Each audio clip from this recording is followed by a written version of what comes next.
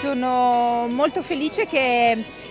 sia Marostica che Bassano organizzino questo evento, perché sono convinta che sarà un evento spettacolare sia per la popolazione che per gli atleti che parteciperanno a queste due magnifiche gare. La rossa volante Francesca Porcellato, atleta azzurra paralimpica, plurimedagliata ai Giochi Paralimpici così come ai mondiali di atletica, sci di fondo e ciclismo, madrina d'eccezione alla presentazione ufficiale dei circuiti di gara dei campionati italiani assoluti di paraciclismo in programma il 22 e 23 giugno lungo le strade di Bassano e Marostica. L'assegnazione del cronometro avverrà nel sabato pomeriggio, quindi il giorno della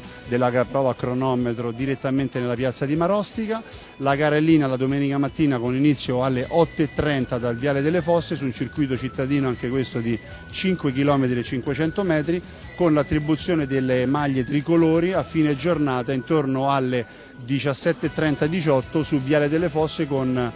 scenario il Monte Grappa che fa da cornice a questi campionati italiani assoluti di paraciclismo.